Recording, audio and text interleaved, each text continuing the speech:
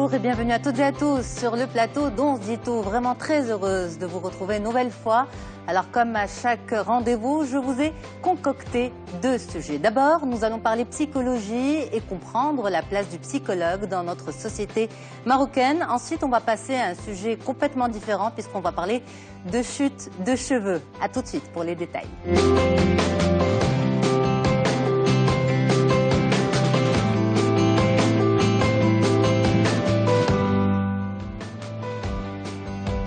Alors, sans concession, la psychologie attire beaucoup aujourd'hui de psychologues, font justement beaucoup d'émissions radio, d'émissions télé. Il y a même des magazines consacrés à la psychologie. Mais qu'en est-il véritablement de la consultation privée?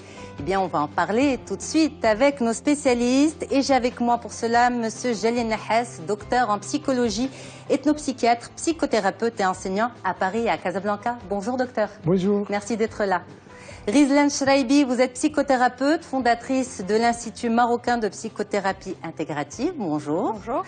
Et Younes Lhiaoui, vous êtes directeur de la rédaction et de la publication de Nafs Magazine, également coach consultant en développement personnel. Bonjour. Merci à vous d'être là pour ce sujet. Alors justement, docteur Jalil Nahas, vous êtes docteur en psychologie. Aujourd'hui, toutes les grilles radio et télé ont une émission, au moins une émission consacrée à tout ce qui est problématique sociétale et psychologique. À votre avis, pourquoi ça plaît autant aujourd'hui? D'abord, heureux d'être parmi vous. Merci. Je suis très heureux d'être parmi vous pour essayer d'expliquer certaines choses, mais en aucun cas je suis là pour définir ou pour dire ce que sont les choses, mais au moins pour essayer d'ouvrir des brèches et pour essayer de parler de ce domaine qui maintenant commence à gagner vraiment du terrain au Maroc. En fait, le Maroc me fait penser aujourd'hui à la France d'il y a 30-40 ans. Il y a 30-40 ans. C'est vrai que ça se développe vraiment, la preuve, il y a 2 psychothérapeutes aujourd'hui avec vous sur une télé marocaine. Donc voilà. Maintenant, pourquoi les gens s'intéressent beaucoup? Parce que les Marocains, ce ne sont pas des extraterrestres, ce sont des gens qui peuvent être en souffrance morale, en souffrance psychosociale. Ce sont des gens qui peuvent aussi relever d'une psychothérapie, qui peuvent aller faire la démarche d'aller voir des psychologues, tout simplement. Maintenant, pourquoi les gens s'intéressent? Parce qu'il faut le dire, il faut le dire que les Marocains se sont beaucoup ouverts au monde. Le monde, il est moderne. Le monde, il est moderne. Ils se sont ouverts au monde. Je veux dire, il y a les télévisions maintenant. On sait ce que ça veut dire un psychologue. On les voit à la télé, avant même la télé marocaine. On les a vus à la télé française. On a vu des films où il y a des psychologues. Donc finalement, c'est plus quelque chose qui repousse les gens. Parce que c'est vrai que la psychologie, en général, renvoie à la folie. On voit la folie. Je ne vais pas voir un psychologue. Les gens, ils vont me considérer, je vais être taxé de fou. C'est vrai que même en France, les gens le disaient. Ils le disent encore, peut-être beaucoup moins qu'au Maroc, mais ils le disent. Mais c'est vrai aussi que le Maroc, vous le savez très bien, le Maroc c'est un pays aussi qui relève de sciences occultes. Je veux dire, on est aussi, il y a des dispositifs thérapeutiques qui relèvent des sciences occultes où on va essayer, par exemple, pour soulager certaines souffrances. Donc la place du psychologue, aujourd'hui au Maroc, les gens ils se disent, je vais voir, d'ailleurs on les reçoit en thérapie, des gens qui vont dans des sanctuaires, chez des marabouts et qui viennent nous voir. Et ils vous le disent? Ils le disent, bien sûr. Il n'y a pas de honte, il n'y a pas de tabou à le dire? Non. Pas du tout, à partir du moment où ils s'inscrivent dans un cadre thérapeutique. En même temps, on essaie de construire cette alliance thérapeutique que j'expliquerai peut-être. Exactement, surtout que vous êtes ethnopsychiatre et justement c'est pour cela aussi que vous êtes avec exactement, nous. Exactement. Alors Rizlan Shraibi, pour vous justement, comment vous expliquez cet engouement pour tout ce qui est de l'ordre de la psychologie, du développement personnel chez nous au Maroc? Alors les repères au Maroc sont en train de bouger, sont passés par des tremblements de terre. Le château qui était la famille s'est quand même fissuré quelque part avec tous les divorces qu'on rencontre, les familles recomposées. Les repères ont changé parce que beaucoup de femmes divorcées qui sont devenues elles-mêmes pères de famille. Les hommes ne trouvent plus leur place dans cette société. Quel est le rôle de cet homme face à quel genre de femme? Une femme qui est devenue un homme comme les autres, quelque part finalement, par son travail, son activité, son inscription en tant que citoyen dans la société marocaine. Ce qui tenait aussi, ce qui était de l'ordre de la communauté dans une société arabo-musulmane, ça aussi ça a éclaté. Et on est passé d'une société communautaire à une société assez individualiste, je dirais, sans pour autant que cette individuation, c'est-à-dire la réalisation de soi, se soit faite au passage. Et c'est pour ça qu'à un moment, ils se rendent compte que il y a une lacune, il y a un malaise. Voilà, exactement. Younes El-Hiaoui. Alors justement, par rapport à vous, vous avez lancé Nafs Magazine il y a environ 1 an. Et souvent, on est habitué dans les autres magazines marocains d'avoir la rubrique psychologie. Sauf que vous, c'est tout un magazine qui est consacré à la psychologie, au développement de soi, à l'épanouissement personnel. Absolument. Je préfère ce terme d'épanouissement parce qu'il va regrouper un certain nombre de disciplines, justement, comme la psychologie, le coaching, le développement personnel, et puis d'autres disciplines comme le yoga, la nutrition, etc. Pourquoi un magazine? Oui, effectivement, ces rubriques de développement personnel et de psychologie, ce n'est pas une chose nouvelle au Maroc. Par contre, jusque-là, ces articles-là étaient éparpillés dans des supports, dans des magazines dont ce n'était pas la vocation nécessairement. Quand on lit un magazine sportif ou politique ou économique, ce n'est pas dans ce magazine-là qu'on s'attend à tomber nécessairement sur un article. Et si on tombe dessus, c'est parfait. Mais dans un magazine toujours bon à savoir. Oui. Dans un magazine féminin, oui, pas plus que masculin. Pas plus que masculin. Non, simplement, ce qu'apporte Nafs Magazine, c'est qu'on retrouve toutes ces disciplines concentrées et on sait pourquoi on va aller prendre ce magazine-là, parce que je suis intéressé non pas par la politique ou le sport ou l'économie, par exemple, hein, qui sont des sujets tout à fait nobles, mais je vais me concentrer sur un domaine de ma vie qui m'intéresse, qui est mon propre épanouissement.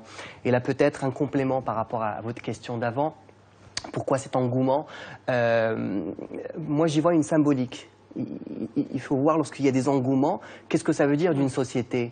Et ma lecture personnelle, c'est qu'il y a vraiment un recentrage sur soi. Un recentrage, on recentre son attention sur nous-mêmes, alors que ça fait des décennies, y compris au Maroc, que ce n'est pas forcément le cas. La maman, par exemple, ça fait des décennies qu'elle est centrée sur sa famille, sur ses enfants, sur son mari. Et puis maintenant, la société change. Heureusement, le disait Rizlan, il y a une émancipation. Et donc, dans ce brouhaha de sujets de focus, eh ben, on a envie de se recentrer sur soi, de passer un petit peu de temps avec soi et de lire sur nous-mêmes. Mais en même temps, est-ce que c'est pas aussi... ça vient aussi démontrer une forme de démocratisation du mal-être. Je me sens mal. Aujourd'hui, je peux en parler. Pourquoi? Parce que d'autres personnes ressentent la même chose que moi. Le fait que ces émissions de radio et de télé soient là, quand on parle de sujets, eh bien, les téléspectateurs, les auditeurs se sentent concernés, se disent, tiens, il n'y a pas que moi qui ressens ça. Finalement, nous sommes nombreux à le ressentir, donc il y a une forme de démocratisation aussi de la prise de parole, appeler pour avoir le conseil, envoyer un mail pour avoir un conseil. Est-ce que vous avez des échanges avec vos lecteurs, justement? Beaucoup. Quels sont les sujets qui intéressent le plus? Beaucoup. Les sujets, vous serez surprise de voir que les sujets qui intéressent le plus sont les sujets les plus simples, les plus ancrés dans le quotidien. La communication avec mon conjoint. La prise de parole en public, en entreprise, comment coacher mon enfant qui n'arrive pas à se concentrer, etc., etc. Le bonheur, la joie est au centre de toutes les questions. Les gens ont envie d'être heureux, quelle que soit leur vie, quel que soit leur revenu. Ils ont envie de pouvoir profiter de cette vie. Et c'est vrai que la mondialisation a fait qu'on est conscient aujourd'hui que la vie passe vite, qu'il est urgent de s'occuper de soi pour mieux s'occuper de sa famille. Et les sujets sont autour de ça. Alors, docteur Jalil Nahas, justement, par rapport à tout ce qui est dit, on regarde, on écoute, on lit, mais est-ce qu'on consulte? Oui, ce qui m'a beaucoup étonné au Maroc, depuis 2 ans maintenant que je fais des allers-retours, en fait, j'avais pas un jugement de valeur sur la société marocaine, est-ce que les gens consultent ou pas, mais j'avais cette idée un peu de... le psychologue, quand même, bon, d'abord c'est cher, hein, les consultations trop chères, et puis il n'y a pas des institutions, à ma connaissance, il n'y a pas des institutions où... Parce que vous êtes entre la France et le Maroc, exactement, mais oui. Principalement en France. Oui, bien sûr. Et puis, voilà, il n'y a pas des institutions qui proposent des psychothérapies gratuites, hein. Ou alors, il y a parfois... Il y a des gens qui le font de manière, mais vraiment de manière très volontaire, très humaniste, mais bon voilà. Donc ça reste quand même quelque chose qui est cher, ce qui n'est pas toujours évident pour les gens. Mais quand même, ça m'a agréablement étonné de savoir et de rencontrer des gens qui commencent à parler de certaines choses. C'est un double tranchant en fait. Les gens utilisent beaucoup de concepts, beaucoup de mots. En psychologie, il est dépressif, il est anorexique, il est alcoolique, il est ceci. Les gens ne le savent pas, mais au moins, au moins, ils prononcent les mots. À partir du moment où ils prononcent les mots, ils sont en train d'intégrer un monde de la santé mentale, au fait. On parlait de la santé physique, on commence à parler de la santé mentale. Et les Marocains, agréablement étonnés encore une fois, les Marocains, ce sont des gens, d'abord qui ont le droit d'être malades aussi, voilà, mentalement, et ils consultent, ils commencent à consulter. Je vais vous dire quelque chose aussi. La santé mentale, et puis le fait d'aller consulter, ce n'est pas l'apanage d'une élite donnée. Le fait d'aller consulter, c'est vraiment devant la souffrance, vous savez très bien, il n'y a plus de classe sociale devant la santé mentale. On peut habiter dans une grande, on peut tomber malade, et on peut habiter dans une petite maison, dans une petite chambre, et on peut tomber malade aussi. Tout à fait. Et j'étais étonné de voir, parmi les gens que je reçois moi-même en psychothérapie, des petites bonnes, des gens qui n'ont pas les moyens d'eux, et après on essaie aussi comment le dire, d'accorder un petit peu nos prix à ces gens-là pour qu'ils puissent au moins venir nous parler. Parce que qu'est-ce qui est très important dans cette affaire de psychologie, en fait, c'est d'aller rencontrer les gens et de leur permettre de venir nous rencontrer, pour nous parler de leur histoire. Pour parler de leur histoire, pour qu'on puisse s'accaparer quelque part leur histoire qui est la leur, bien entendu, hein, mais ça l'accaparer pour mieux comprendre et pour qu'on les pousse à une prise de conscience de leurs propres problèmes. Une amélioration de leur état. Absolument. Allez-y. Je finis quelque chose, mes étudiants qui nous regardent le comprendront très bien. On ne cherche pas à guérir. On ne cherche pas à guérir, ne sont pas des médecins généralistes on ne cherche pas à guérir, on cherche à soigner. Mais on va soigner qui? On va soigner des gens qui, eux, vont faire le choix de porter leur histoire. Encore faut-il leur donner les moyens. Alors on va revenir sur cette notion de guérir et soigner parce que c'est très important. Absolument. On ne va pas la laisser passer très vite, mais je voudrais revenir à vous, Rizlan Charaibi. Est-ce que vous confirmez ce que dit Dr Jalil Nahas, dans le sens où est-ce qu'aujourd'hui on consulte plus, mais est-ce qu'aujourd'hui le psychologue est toujours considéré comme celui qui va, on va dire pas guérir, mais soigner l'élite? Oui, alors justement, l'enjeu aujourd'hui au Maroc, on a un peu éclaté les tabous, dépassé le fait de dire oui, si je vais consulter, je risque d'être stigmatisé comme fou, et donc c'est dangereux pour mon intégrité. C'est les médias qui ont réussi un petit peu à démystifier. Depuis franchement une dizaine d'années, la radio essentiellement, il y a des émissions quotidiennes qui vulgarisent, qui rendent accessible, et les gens commencent à prendre conscience. Et tout ça, on le fait pourquoi? On le fait pour redonner une dignité aux citoyens marocains et à la citoyenne marocaine. C'est vraiment, en tant que psy, que ce soit psychothérapeute, psychologue, psychiatre, chacun à son niveau, on se doit d'être sur le terrain. Parce que si, vous l'avez si bien dit, le Marocain a le droit d'être malade, mais il a droit à avoir accès à cet accompagnement pour aller dans un mieux-être. Je fais beaucoup de bénévolat au CHU à Casablanca. Mais c'est un monde qui s'ouvre à eux, c'est tellement touchant, voilà, bon, en même temps on doit vivre de notre métier, on ne peut pas faire que du bénévolat, mais c'est notre devoir de faire aussi du bénévolat et d'aller sur le terrain. Il suffit juste qu'il touche à la chose. Les problématiques les plus communes, les plus récurrentes que vous rencontrez? Il y a énormément de problèmes d'estime de soi pour les femmes. Si je dois généraliser et être un peu réductrice, mais bon, estime de soi pour les femmes et chômage pour les hommes, qui donne vraiment une grande blessure narcissique. Le chômage, on a l'impression que oui, c'est une partie de la population, mais en fait, c'est quand même dans certaines couches sociales, c'est la réalité. C'est plus de 50% de cette classe-là. Docteur Jalil Nahas, vous voulez rajouter quelque chose par rapport à ça? Oui, je voulais rajouter quelque chose. C'est vrai que les médias ont beaucoup participé à la vulgarisation de la chose. Bien entendu, c'est sûr. Mais il faut dire aussi qu'il y a des institutions maintenant qui forment des psychologues, qui les forment ici au Maroc. À l'époque, pour faire psycho, comme moi par exemple, on allait en France pour faire psycho, en France ou en Belgique, ou surtout en France. Hein. On est des francophones, donc on allait plus en France.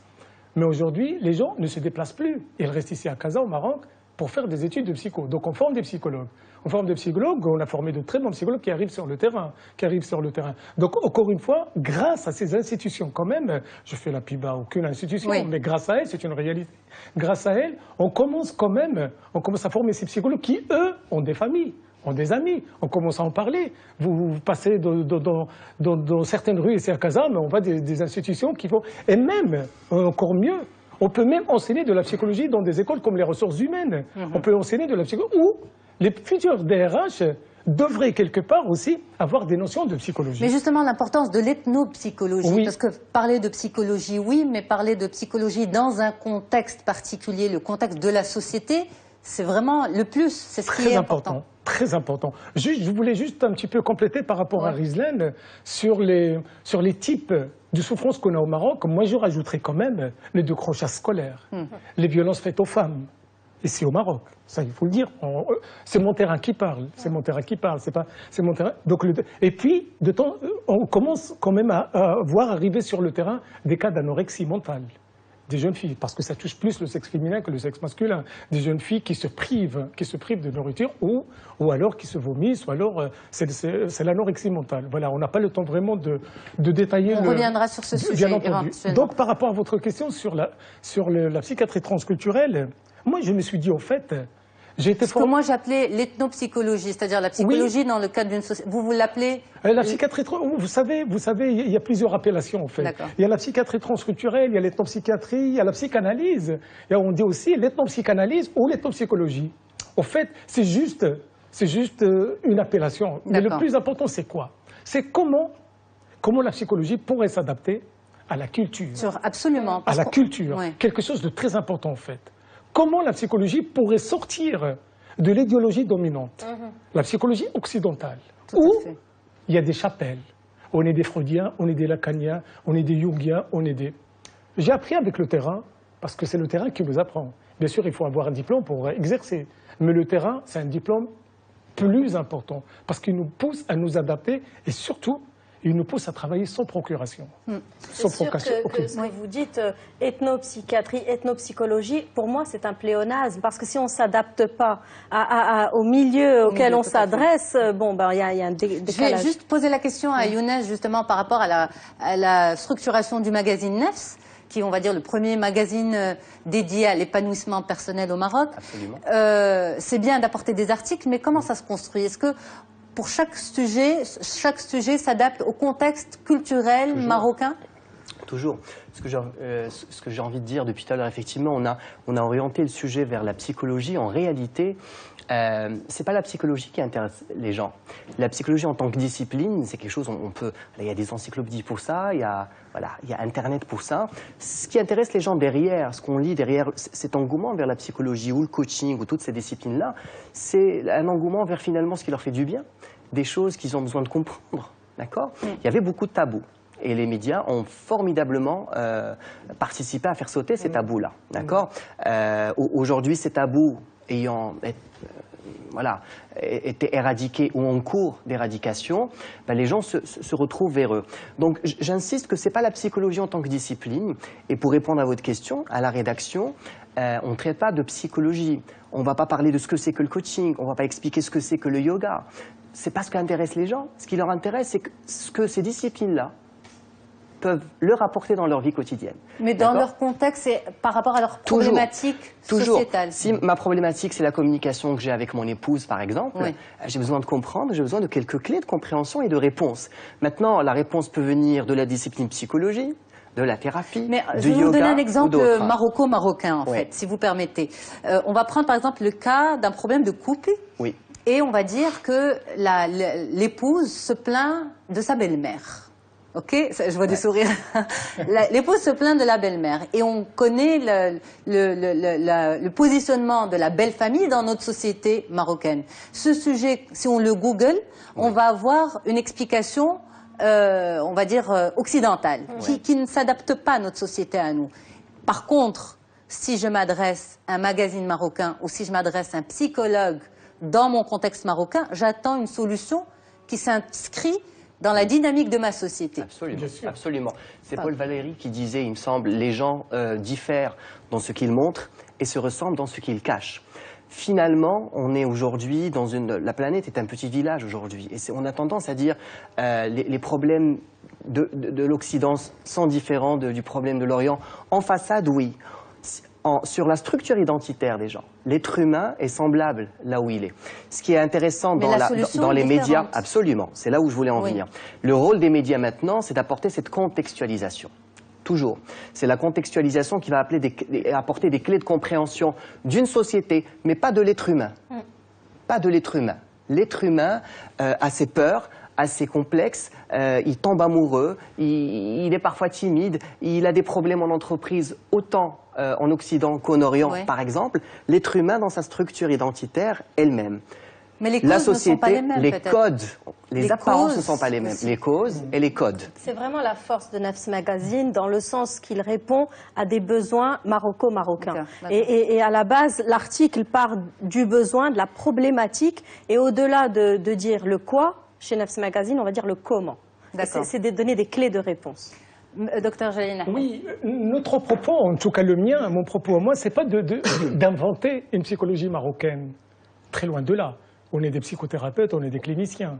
Je veux dire, on a été formés dans des écoles dans des écoles aussi occidentales. Mais le plus important, c'est comment utiliser la culture comme levier thérapeutique, en fait.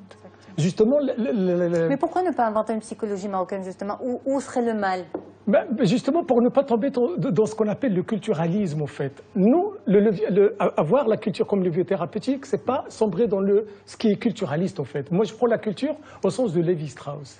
De Lévi-Strauss quand il parle de symboles. Si on peut simplifier pour les téléspectateurs. Oui, les systèmes de symboles, la culture, taqafa. La culture, c'est des systèmes de symboles comme l'économique, le langage est le véhicule de la culture, la religion, toutes ces choses-là, au fait, au sens de Lévi-Strauss. Quand je reçois en France, à Paris, quand je reçois un participant, je les appelle jamais patients, je les appelle participants, parce que le patient renvoie à la maladie, au fait. Et croyez-moi que le mot participant, il m'a été vraiment offert sur un plateau nord par une étudiante à moi, pour vous dire qu'on apprend tout le temps, tous les jours on apprend. Voilà. Quand je reçois un participant, parce qu'il participe à l'élaboration de son histoire, c'est très important quand même. Quand je le reçois en France, à Paris, je ne reçois pas un participant marocain, je reçois un participant porteur d'une certaine culture marocaine. Vous savez, la culture est polymorphe, la culture est mobile, est plurielle. Il n'y a pas une culture marocaine une. Le Rif, c'est pas Agadir, c'est pas les Berbères du Sud, c'est pas Fès, c'est pas Oujda, c'est pas le Sahara. Justement parce que justement en France, les gens n'ont pas compris le concept de la culture et de la communauté. Ils croient qu'il y a une communauté maghrébine et une communauté marocaine. C'est pour ça que je vous dis, quand je reçois un participant marocain, je reçois un participant qui est porteur d'une certaine culture. Et j'essaye d'apprendre de cette culture. Moi-même, qui suis d'origine marocaine, je peux vous dire que j'apprends beaucoup de choses de cette personne aussi. Comme le dit Tobinaton, on est aussi, on apprend de l'école des autres. De l'école des autres, qui nous apprennent beaucoup de choses. C'est pour ça que le psychologue devrait, quelque part, et c'est ce que je partage avec tous les gens que je croise ici au Maroc, devrait descendre de son piédestal. C'est vrai que ça serait vraiment intéressant de ne pas rester dans cette hiérarchisation du sachant et du patient. On est en parallèle, on est dans une création de possibles, on n'est pas dans un formatage à imposer une façon d'aller mieux, il n'y a pas un critère, et justement partir de cette personne-là et créer un lien, et c'est ce lien-là qui va mais ça, vous, en tant que spécialiste, vous le constatez où? Ce format de fonctionnement? Le format de fonctionnement, malheureusement, on est quand même dans une société, là, la majorité des Marocains qui sont en train de découvrir toutes ces nouvelles matières-là, toutes ces nouvelles disciplines. Et par exemple, moi, quand je fais du bénévolat à l'hôpital, bon, je mets une blouse blanche parce que c'est comme ça que ça fonctionne à l'hôpital, et on m'appelle doctora, Ntilli Arfa, c'est vous qui savez, vous êtes docteur, moi je sais pas, mais pas du tout. C'est criminel de continuer à alimenter ce genre de croyances. Absolument. Il faut que je puisse leur remettre leur propre télécommande entre les mains. Je ne suis pas médecin, je ne suis pas mieux que toi. C'est toi la spécialiste parce que c'est toi qui souffres de ça. Donc je ne suis là qu'en tant qu'aidante selon ta spécificité. Je pars par exemple, il y a le concept de Rdat al-Walidin, voilà cette je ne sais pas comment on peut l'appeler. Bénédiction, voilà, merci, bénédiction parentale. Et comment se réaliser sans heurter la bénédiction parentale, sans risquer quoi que ce soit dans ce lien familial. C'est pour ça que je parlais tout à l'heure de psychologie marocaine, parce qu'il y a des notions qui sont propres, on va dire, à notre société marocaine, maghrébine, musulmane, arabe. On les utilise. Eh oui. On devrait les utiliser. On devrait s'obliger même de les utiliser, en fait, pour partager le langage. Parce qu'il y a une différence entre le jargon clinique, que nous avons nous tous, et puis le langage de celui qui vient nous voir, qui vient nous rencontrer. Je parle toujours de rencontre, qui vient nous rencontrer. Ce langage, justement, pour connaître ce langage, il faut que je m'adapte à lui. Il faut que je m'adapte. Donc si je m'adapte à lui, forcément, il faut que je parle son langage. Il faut que je parle son langage, sinon il ne comprendra pas le dispositif thérapeutique, il ne va pas le comprendre. Et quand on les reçoit, et quand on descend de ce piédestal, et on leur parle avec leurs mots. Parce que c'est quoi le psychologue clinicien, en fait, pour les gens qui nous regardent? C'est celui qui agit sur la réalité de la personne. Mais alors justement, est-ce que, par exemple, en termes de papier, de magazine, où il n'y a pas ce face-à-face avec le lecteur, est-ce que c'est possible de procéder de la sorte? Ou bien c'est finalement un discours plus général, plus commun, avec des conseils plus globaux aussi? Alors, je ne peux vous répondre que par rapport au support que j'ai le plaisir de gérer. Il y a une interaction. Elle n'est pas aussi directe que vous le pensez, mais il y a une interaction. Parce que Nafs Magazine est un support d'experts. Ce sont d'abord des experts qui exercent, qui sont confrontés à ces problématiques dans la vie réelle, dans leur profession, et qui produisent dans le cas de Nafs Magazine. Donc ce qu'ils disent n'est absolument pas déconnecté de la réalité. Il y a une trentaine d'experts qui travaillent dans cette belle équipe-là, de différentes disciplines, et qui sont complètement connectés à la société. Ensuite, aujourd'hui, dans un monde mondialisé, il y a le digital, il y a Internet aujourd'hui, où l'interaction est quasi immédiate, en temps réel. C'est-à-dire les commentaires sur les réseaux sociaux tombent immédiatement, les lettres, on les reçoit, les appels, on les reçoit également. Nafs Magazine, aujourd'hui, existe dans les deux langues.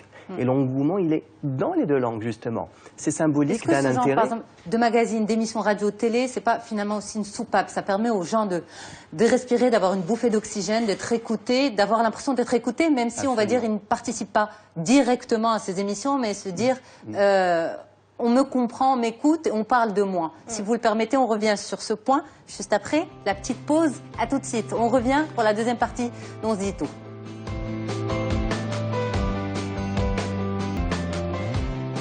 On reste ensemble sur le plateau de Média TV, on se dit tout. On continue. Dans un petit moment, on va parler de chute de cheveux avec le docteur Leila Ben Ammar. Elle sera avec moi sur le plateau. Mais avant, bien sûr, on continue cette discussion sur la place du psychologue dans notre société marocaine. Sa place et son rôle, on en parle avec vous. Jalil Nahas, docteur en psychologie, ethnopsychiatre, psychothérapeute enseignant à Paris et à Casablanca. Rizlan Charaibi, vous êtes psychothérapeute fondatrice de l'Institut marocain de psychothérapie intégrative. Et Younes El-Hiaoui, vous êtes directeur de la rédaction et de la publication de Nafs Magazine, également coach, consultant en développement personnel. On revient sur l'importance de toutes ces émissions, de ces magazines qui parlent de psychologie, de développement personnel et d'épanouissement personnel. Est-ce que finalement, c'est pas aussi l'expression d'un besoin de la société, et c'est la bouffée d'oxygène aussi d'une grande partie de nos concitoyens? Vous vouliez répondre là-dessus, docteur Jalil? Si les magazines existent, c'est qu'il magazine, radio, télé, émission, tout ça, enfin. c'est qu'il y a une demande qui existe. Absolument. En France, il y a le journal des psychologues, il y a les psychologies, puis il y a pas mal, il y a au moins une centaine de magazines sur la psychologie. C'est que la demande, elle existe. Et là, absolument. Et ce qui est très intéressant, c'est que les gens qui ne peuvent pas se permettre, moi je dis, qui ne peuvent pas se permettre d'aller consulter, parce qu'il y a des gens qui ne peuvent pas se permettre, au moins, ils pourraient lire. Ils ne peuvent pas se permettre, pourquoi? Pour quelle raison? Pour quelle raison? D'abord, ou alors, ils n'ont pas fait encore le pas. Oui. D'abord, peut-être une question de moyens aussi, bien sûr. Ou alors, ils n'ont pas fait le pas. Pourquoi ils n'ont pas fait le pas? Parce que... L'acceptation? L'acceptation. Allez consulter. Allez consulter. Parce que je dis tout le temps à mes étudiants, la psychothérapie, elle commence quand, en fait? C'est pas le jour où on arrive chez le psychothérapeute ou le psychologue. Elle arrive quand les gens prennent la décision d'aller consulter. Mais il y a des gens qui prennent beaucoup de temps. Il y a des gens qui vont prendre 2 semaines pour aller consulter. Il y a des gens qui vont prendre 1 mois. Il y a des gens qui vont prendre 2 ans. Il y a des gens qui vont jamais prendre la décision d'aller consulter. Donc voilà, encore une fois, les gens qui ne vont pas consulter, mais peut-être ils vont lire Nafs, ils vont lire des magazines qui traitent certaines questions. Ce n'est pas une thérapie, bien entendu, mais quand même, ça nous permet, c'est un pas très important et ça pourrait démystifier. Alors justement, la démarche. mais la question qui se pose aussi, c'est consulter qui? Donc là, on a un psychologue, on a un psychothérapeute, on a un coach. Il y a aussi, bien sûr, les psychiatres. Consulter qui? Rizlan Charaibi, ça c'est un point qui est très important pour vous. Oui, effectivement, parce qu'on voit de tout, il y a beaucoup d'amalgames et le grand public n'est pas particulièrement informé. Pour lui, c'est les psys. Alors voilà. Alors bien savoir que le psychiatre, c'est un médecin qui a quand même près de 15 ans de spécialité et d'études et c'est le seul habilité à prescrire une médication. Et voilà, et il peut faire de la cothérapie avec un psychologue ou un psychothérapeute pour pouvoir accompagner une personne en souffrance. Mais comment savoir à qui m'adresser? Est-ce que finalement, on se rabat pas souvent aujourd'hui, dans notre société, et peut-être que Younes ne va pas vraiment apprécier ma question, mais on se dit, je vais aller voir un coach, ça fait moins peur, et je me sentirai moins malade. Écoutez, il n'y a aucune raison pour que je ne cautionne pas la question, elle est tout à fait valable. Le coaching a porté ce que la psychologie ou la psychiatrie portait de tabou jusque-là, malheureusement. D'accord. Dans notre société, jusqu'à il n'y a pas longtemps encore, tous les préfixes psy étaient liés à quelque chose de pathologique, à quelque chose d'important, une schizophrénie, à des choses vraiment relativement graves. Alors qu'on peut consulter ou se faire accompagner pour des thématiques beaucoup plus ancrées dans le quotidien. La gestion de mes émotions, la gestion du stress, la gestion de l'anxiété ou de l'angoisse, la prise de parole en public. Alors moi, je voudrais vous poser une question par rapport à cela. Moi, je ne suis pas psy et je ne suis pas coach. Mais je fais ce genre d'émission depuis très longtemps. Et je me dis, je n'ai pas beaucoup d'informations, mais de ce que j'ai appris avec vous et avec tous les autres spécialistes que j'ai pu recevoir, souvent, ce qui peut paraître comme un problème simple à régler est beaucoup plus complexe parce qu'il est tiré par des ficelles beaucoup plus profondes. C'est vrai. Et donc souvent peut-être non, mais si je m'adresse à un spécialiste pour un problème de prise de parole ou un problème de confiance en soi, finalement, ce qui régit tout ça est beaucoup plus profond et ancré dans un mécanisme psychique plus important. Absolument, absolument. Il faut vraiment... La réponse de Younes, après... Je vais repasser la parole à Rizlan. Il y a un seul point qui me tient vraiment à cœur, c'est que, in fine, ce n'est pas à ce point important à qui je m'adresse. À partir du moment où je m'adresse, à une profession qui a une déontologie et qui pratique dans les règles de l'art, qui a des formations, des certifications, une expérience, une réputation, premier critère. Deuxième chose, à partir du moment où je suis écouté, parce que je pense que mes collègues valideront que le premier besoin, d'accord, dans ces thérapies-là, c'est de trouver une oreille, une écoute active, de l'empathie.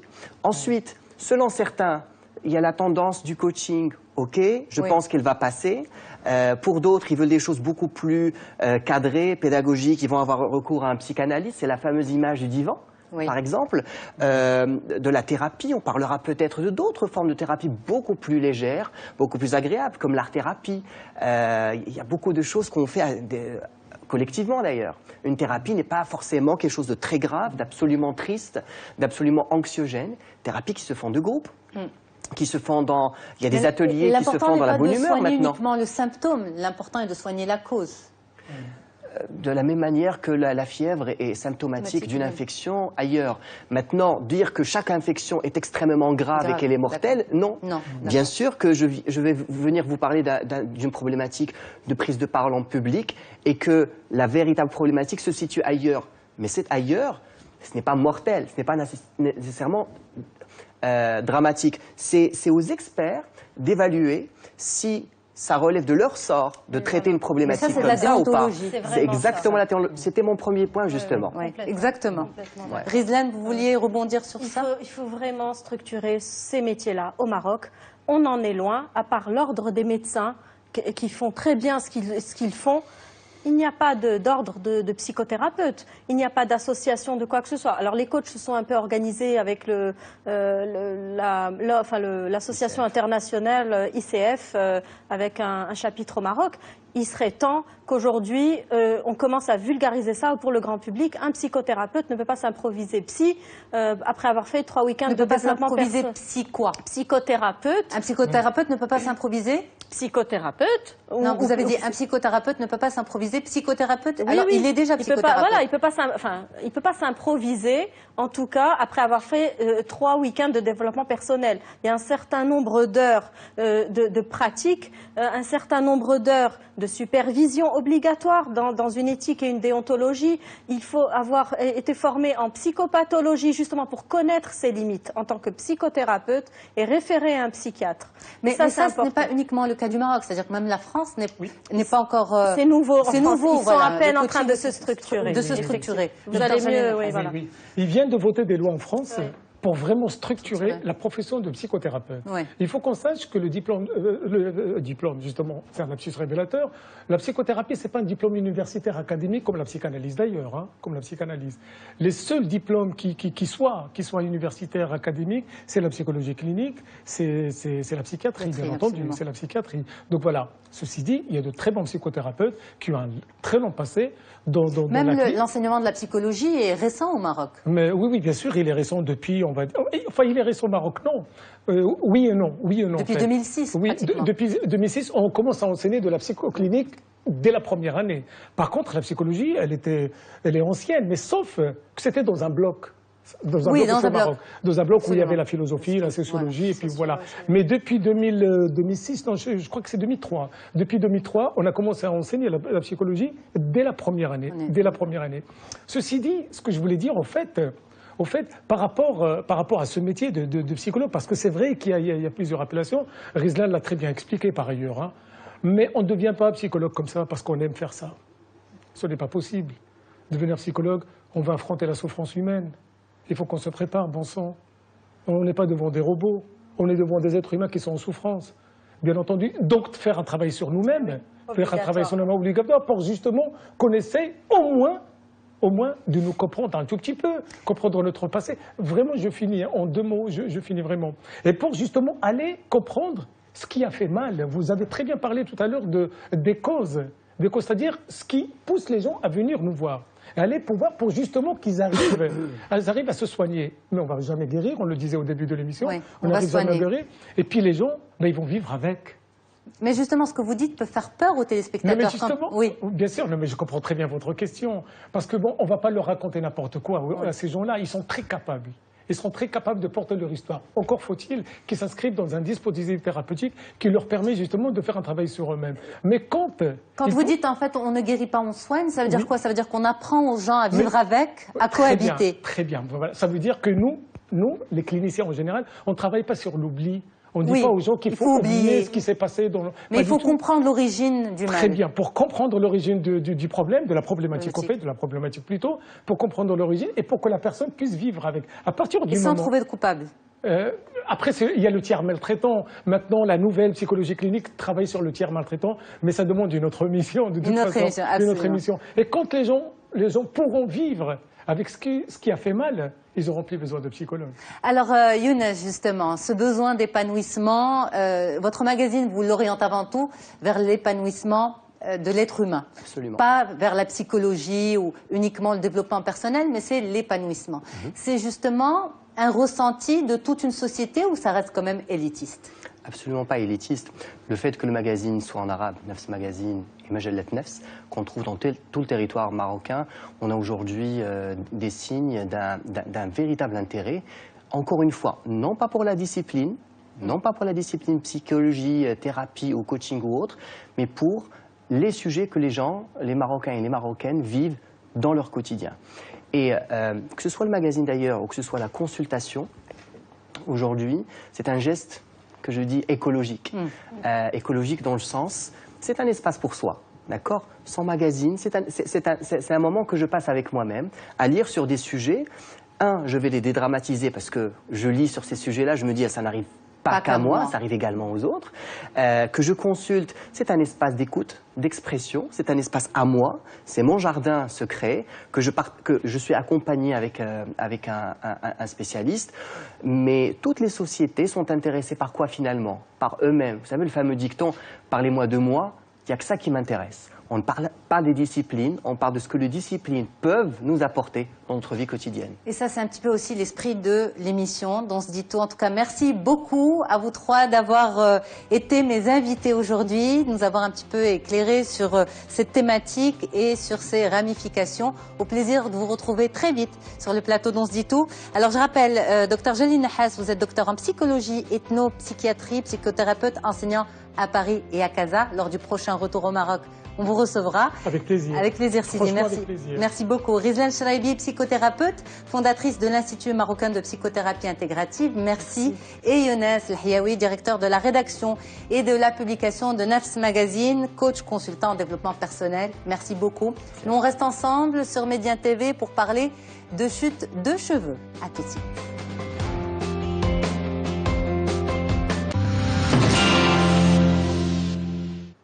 Allez, on revient sur le plateau d'On se dit tout, cette fois-ci pour parler de chute de cheveux. C'est la saison, justement. Nous sommes très nombreux à perdre nos cheveux. On se dit que c'est la chute de cheveux saisonnière, mais on a parfois l'impression que ça peut être plus grave. Alors, comment faire la différence? C'est notre sujet du jour aujourd'hui avec vous, Dr Leila Ben Ammar. Vous êtes dermatologue à Casablanca. Bonjour. Bonjour et ravie d'être parmi vous. C'est un plaisir, Leila. Merci beaucoup. Donc, en fait, on perd nos cheveux. C'est la saison. On dit que c'est la chute de cheveux saisonnière. Est-ce que ça arrive à tout le monde? Alors avant de passer juste à cette question, j'aimerais juste un petit peu expliquer brièvement aux gens comment se passe le cycle pilaire. Parce que le cheveu, il a un cycle qui est différent de celui de l'animal qui perd tous ses cheveux d'un coup et qui reprend tous ses poils, disons ses poils d'un autre coup. L'homme, c'est différent. Nous avons un cycle pilaire, mais qui est individuel, c'est-à-dire que chaque cheveu a son propre cycle pilaire qui commence par une phase de croissance qui dure de 3 ans à 6 ans, 3 ans pour les hommes, 6 ans pour les femmes, puis une phase de repos, disons, et puis une phase de chute qu'on appelle une phase télogène. 3 ans à 6 ans? Oui, 3 ans à 6 ans pour la phase de croissance, c'est-à-dire que chaque cheveu, il demande entre 3 et 6 ans pour croître, pour pousser. Et puis après, voilà, pour pousser, et puis 3 semaines, disons, pour se reposer, et puis quelques mois, jusqu'à 3 mois pour chuter. Et donc, perdre ses cheveux, c'est un phénomène qui est tout à fait normal. On est censé perdre entre 100 et 150 cheveux par jour. C'est un phénomène normal, c'est-à-dire moins que 150 cheveux par jour, on ne peut pas parler d'une chute pathologique. Au-delà de 150 cheveux par jour, on peut commencer à s'inquiéter sous certaines conditions. Mais on ne les compte pas, en fait. C'est pas facile de les compter. Et on n'est pas censé les compter parce que ça va nous stresser de les compter. On déconseille généralement aux patients de le faire, mais ils remarquent quand il y a une chute qui est anormale, quand ils commencent à retrouver leurs cheveux sur leurs vêtements ou sur leur oreiller ou par terre. Donc la chute saisonnière, comme vous l'avez bien exprimé, est une chute qui est tout à fait normale. C'est une chute physiologique, c'est une chute qui permet de perdre certains cheveux pour récupérer des cheveux de meilleure qualité. Et ça survient généralement à la fin de l'été, c'est-à-dire qu'avec les rayons solaires, nous avons une croissance des cheveux qui est plus importante. Et donc ces cheveux qui ont poussé un petit peu de manière plus importante en été vont être perdus à la fin de l'été, à partir du mois d'août et à partir du mois de septembre. Et donc, on va dépasser les 150 cheveux par jour. Mais c'est une chute qui reste normale tant qu'elle ne dépasse pas les 4 à 6 semaines. D'accord. Donc, en fait, c'est une chute qu'on retrouve en général pendant l'automne. Surtout en automne, quelquefois au printemps, elles sont moins sévères généralement, mais en automne, elles sont effectivement un peu plus importantes et elles peuvent conduire à des consultations parce que ça stresse les patientes et les patients. Ce sont généralement les femmes qui le remarquent et qui consultent, mais on leur dit pour leur rassurer que ce sont des chutes qui sont physiologiques, qui sont normales, qui sont censées exister. Tant qu'elles ne dépassent pas les 6 semaines, on n'a pas à s'inquiéter. Donc 6 semaines, à moins de 150 cheveux par jour, c'est vrai qu'on ne les compte pas, ces cheveux. Au-delà de 150 cheveux par jour, on va perdre. Oui. On va perdre, exactement. Alors, quand est-ce qu'il faut s'inquiéter?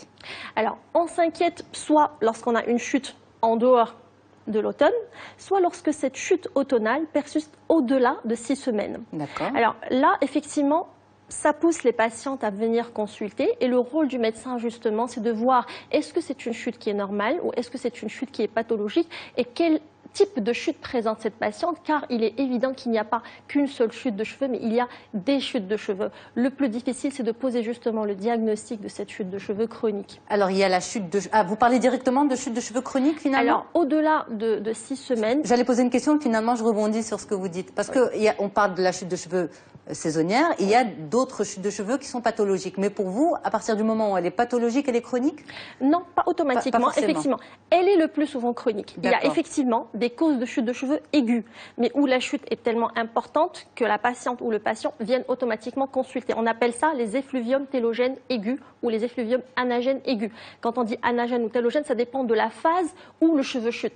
Est-ce qu'il était en phase de croissance ou est-ce qu'il était en phase de chute normale, mais qui est beaucoup plus importante? Et les causes sont très variables. À ce moment-là, il y a des causes qu'il faut rechercher dans les 3 mois qui précèdent cette chute. Ça peut être des prises médicamenteuses, ça peut être un stress psychologique très important, généralement après un décès, après un divorce, après un accouchement, c'est ce qu'on appelle les effluviums télogènes du postpartum, qui sont tout à fait normaux. Et j'en profite pour dire aux patientes qui perdent leurs cheveux après l'accouchement que c'est un phénomène naturel et normal et qu'elles doivent l'accepter et que ça va finir par rentrer dans l'ordre. C'est difficile pour les jeunes mamans avec cette chute d'hormones, avec tout ce corps qui est en changement. Et avec justement la chute de cheveux, c'est vrai parce que c'est pour ça qu'il faut les prendre en charge psychologiquement. et les aider par certains moyens qu'on peut utiliser, mais surtout éliminer une autre cause qui pourrait faire pérenniser cette chute de cheveux par la suite, notamment les déficits en fer après un accouchement. Donc on ne doit pas juste retenir un diagnostic de facilité, il faut éliminer toujours une cause organique. Il faut faire des analyses pour savoir si la chute de cheveux n'est pas due à une carence? Alors justement, quand on est dans les chutes aiguës, déjà on commence par un interrogatoire, et puis un examen clinique, et puis éventuellement complété par des analyses complémentaires. L'interrogatoire permet d'éliminer d'abord les causes qui sont évidentes rien qu'à l'interrogatoire. Un décès, un accouchement, un divorce, un stress, une opération, une fièvre élevée peut se compliquer 3 mois plus tard par une chute de cheveux qui peut être normale et qui ne nécessiterait pas forcément des analyses complémentaires. Dans ce cas-là, est-ce qu'il y a une prise en charge quand la cause est une cause, on va dire, soit psychologique, soit organique? Est-ce qu'il faut une prise en charge? Est-ce qu'il faut un traitement ou ça va s'améliorer tout seul? Ça s'améliore généralement spontanément lorsque le facteur psychologique n'existe plus. C'est un deuil, c'est une phase de deuil. Et le cheveu va récupérer au bout de 4 à 6 mois. Le plus difficile, c'est de faire accepter à la patiente cette chute de cheveux à un moment où psychologiquement elle est fragile. D'accord. Donc le plus souvent, on aide par des compléments alimentaires et des fois par des leçons anti-chute. Mais dès que le facteur est réglé, le problème est réglé. Donc ça, c'est pour les chutes aiguës. C'est un effet placebo ou c'est un effet réel? Ça peut avoir un effet placebo, mais ça peut aider. Ça peut aider. Donc on ne peut pas dire à une patiente qui va venir en souffrance psychologique, Madame, rentrez chez vous, on ne va rien vous donner, ça ne passera pas. Il y a aussi, donc quand on dépasse un petit peu la phase des chutes aiguës, il faut toujours rechercher les prises médicamenteuses. Voilà. Quel type de médicaments sont responsables des chutes de cheveux? Alors il y a des médicaments qui automatiquement vont entraîner une chute de cheveux, il y en a d'autres quelquefois. Les plus souvent, c'est des médicaments de la chimiothérapie. Par exemple, ça c'est connu que les femmes ou les hommes qui sont sous chimiothérapie vont perdre leurs cheveux. Et il y a aussi certaines toxines, on n'y pense pas forcément parce que c'est un petit peu compliqué pour des gens qui travaillent dans certains milieux industriels ou qui sont en contact avec certains toxiques. Parmi les médicaments, j'ai oublié de citer la vitamine A qu'on utilise de plus en plus souvent dans le traitement de l'acné. Donc il faut prévenir le patient qu'on va mettre sous vitamine A par voie générale, par voie orale, effectivement, qu'un taux de vitamine A un peu plus important peut automatiquement entraîner une chute de cheveux et cette chute va régresser après l'arrêt de la prise médicamenteuse. Donc c'est souvent le cas. À l'arrêt du médicament, la chute va finir par se calmer. C'est important de le signaler aux patients aussi. La pilule contraceptive? Non? Si. C'est très important, vous anticipez, c'est très bien. Alors la pilule contraceptive peut être soit un moyen de stopper la chute de cheveux, soit un moyen d'entraîner une chute de cheveux, mais là ça se passe sur un terrain un petit peu particulier. Là on est dans un petit peu dans le domaine des chutes androgénogénétiques, si vous voulez, on peut en parler, parce que c'est un grand volet dans la chute des cheveux. Ce sont ces chutes de cheveux où on vient le plus souvent consulter, qui touchent l'homme comme la femme, et ce sont ces chutes de cheveux qui entraînent un aspect dégarni du cuir chevelu, c'est-à-dire qui entraînent une calvitie, une perte des cheveux. Chez l'homme le plus souvent, et même chez la femme dans certaines conditions, dans certaines situations. Donc si on veut parler de la perte de cheveux chez la femme, puisqu'on a parlé de la contraception, je vais commencer par la femme. Alors l'alopécie androgénogénétique chez la femme, pourquoi androgéno et pourquoi génétique? Génétique parce qu'il y a un facteur génétique, c'est-à-dire que dans 80% des cas, on va retrouver un membre de la famille qui aurait perdu ses cheveux de la même manière, sous influence hormonale, qui est la testostérone. Donc c'est l'androgène, c'est la testostérone qui entraîne cette perte de cheveux qui se fait de manière insidieuse à partir de la puberté, de manière progressive jusqu'à ce que nos cheveux deviennent de plus en plus fins, de plus en plus clairsemés, qui ressemblent à un duvet et qu'on voit un cuir chevelu se dégarnir. Mais comment la pilule va venir impacter tout ça? Voilà, alors la pilule, elle va agir par le climat qu'elle va créer, parce que certaines pilules, elles ont un climat androgénétique. Par la présence de progestatifs, certains progestatifs de première et de deuxième génération, ils ont un effet androgénique. Donc, ça veut dire un effet comme la testostérone. Ok, mais pour faire simple, une personne qui a jusque-là une chevelure normale, si elle a un terrain génétique favorable, si elle prend une pilule contraceptive, elle risque de perdre ses cheveux. Elle peut effectivement accélérer ou déclencher une alopécie androgénogénétique. Effectivement, déclencher, mais est-ce qu'elle peut l'arrêter si elle arrête la pilule? Alors, c'est un processus qui est... Je me suis effectivement renseignée sur ça, et effectivement, chez certaines personnes, ça peut enclencher le processus et le maintenir. Chez d'autres personnes, ça peut... Il n'y a pas moyen de prévenir? Alors, normalement, les patientes qui ont des cheveux fins ou qui sentent qu'elles ont des cheveux qui commencent à se dégarnir et tout ça, il serait préférable de le signaler à leur gynécologue pour qu'ils choisissent une pilule anti-androgénique, parce que ça existe aussi des pilules qui permettent de stopper ce phénomène. Ok. Alors on va revenir à la chute de cheveux saisonnière. Est-ce qu'on peut la prévenir? Est-ce qu'on peut la bloquer? on peut plus si ou on moins aime notre agir... masse de cheveux. Alors, écoutez, tous peut... les anti-chutes qu'on donne, en fait, ils vont agir sur quoi? Ils vont agir pas sur la chute actuelle, puisque ce sont des cheveux qui sont en train d'être expulsés, mais sur la qualité des cheveux qui vont venir par la suite. Donc, en quelque sorte, on prépare le terrain pour une meilleure qualité de chevelure, pour des cheveux plus forts et plus denses. Donc, effectivement, la prévention serait plus efficace, plus rentable que le traitement au moment de la chute. Malheureusement, on reçoit nos patientes au moment de la chute elle-même. Donc, on peut donner des compléments alimentaires contenant des acides aminés soufrés, de la vitaminothérapie B et tout ça. Ça améliore aussi la texture et la qualité de la chevelure qui est en plus abîmée en été par les différentes manipulations. Mais ce qu'on reproche à tous ces traitements, c'est que les cheveux deviennent addicts. C'est-à-dire, dès qu'on arrête, soit les compléments alimentaires, soit les produits pour stimuler la repousse, dès qu'on les arrête, eh bien, les cheveux redeviennent comme avant, ils reperdent leur tonus. Est-ce que c'est vrai ou faux? Non, ça je ne suis pas d'accord. Pour moi, une prise en charge des cheveux où on se contente de donner un complément alimentaire et un anti-chute, c'est une aberration. Devant toute patiente, particulièrement les femmes qui ont une chute de cheveux chronique, qui se pérennise dans le temps, on ne peut pas venir et dire c'est une alopécie androgénogénétique avant d'avoir éliminé une cause d'effluvium chronique.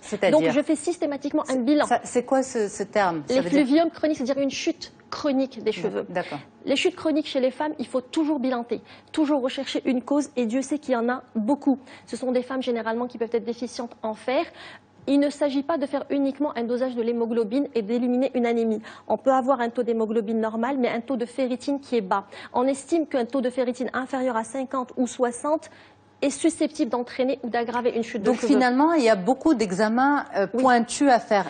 Est-ce que vous ne remarquez pas aussi, parce que le temps presse justement, mais ça c'est quand le patient vient vous voir que vous établissez le processus à mettre en place avec le patient, mais est-ce que vous ne trouvez pas qu'il y a beaucoup d'automédication dans cette histoire de chute de cheveux? Il y a beaucoup d'automédication et beaucoup de déception derrière justement. Alors quand je reçois mes patientes par exemple, je leur dis pas de traitement avant un bilan initial, un examen clinique, un bilan initial, avec au minimum je demande une NFS, un dosage de vitamine D. Beaucoup de gens ne savent pas qu'un taux de vitamine D faible induirait aussi une chute de cheveux chronique. Les problèmes thyroïdiens qui sont très très fréquents au Maroc et qu'on peut détecter grâce à de simples chutes de cheveux chroniques. Donc il serait toujours bénéfique pour ces patientes, si elles se sont automédiquées et que ça n'a pas donné de résultat, de consulter dans ce sens pour rechercher une cause. Le traitement de la cause, c'est toujours beaucoup plus bénéfique que de traiter comme ça tout azimut, quelle que soit la chute de cheveux. En tout cas, on peut dire que c'est vraiment le message à retenir. La chute de cheveux, elle peut être saisonnière et normale, mais attention aussi, elle peut être chronique, et si elle est chronique, pas d'automédication, parce qu'on peut passer à côté de choses très importantes, même de certaines maladies de système qui peuvent être graves et détectées grâce à une simple chute de cheveux. C'est très important de prendre le patient dans sa globalité. Voilà. C'est surtout le message que j'aimerais passer aux gens. Merci beaucoup, Dr Leila Benama. Vous êtes dermatologue à Casablanca. Oui, c'était un plaisir de vous recevoir sur le plateau d'On se dit tout.